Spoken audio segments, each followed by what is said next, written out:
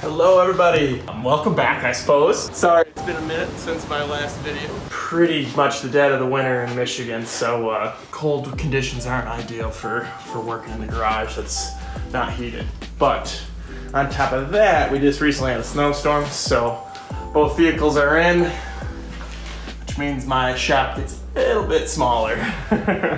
Anyways, you can see just how snowy it is out here once the light shifts.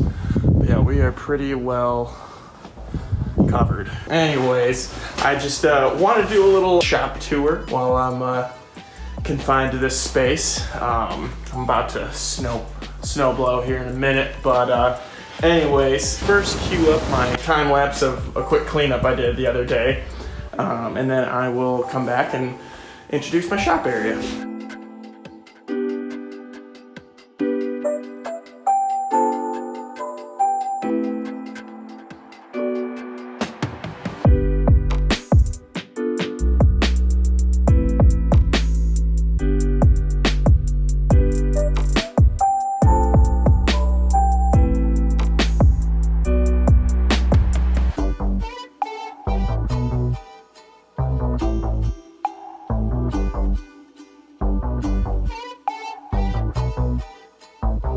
Alright, so I hope you enjoyed the time lapse.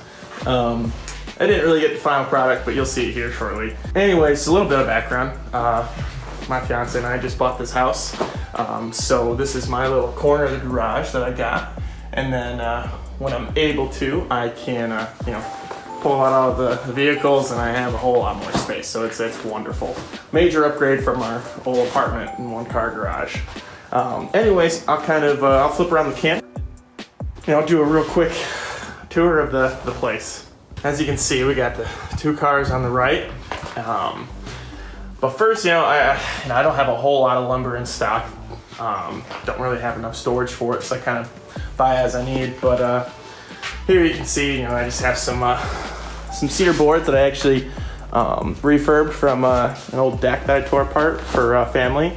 And we have some 2x4s for the project that's parked out in the driveway that I'll introduce sometime down the road.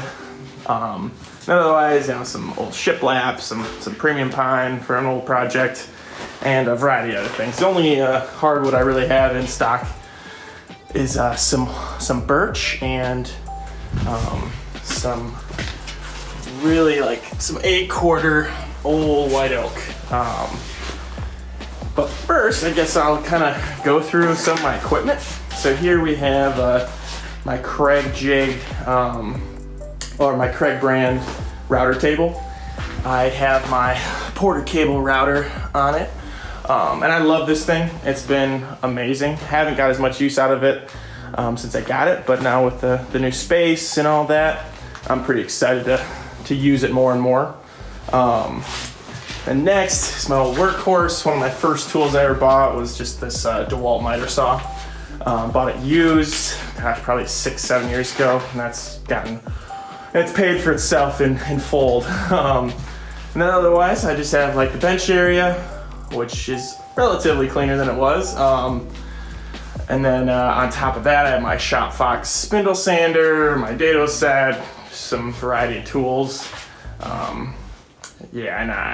It's not very obvious, but I've mostly tried to get Makita tools, especially for my power tools. It's my new Makita sander. I just have been a fan of Makita so far.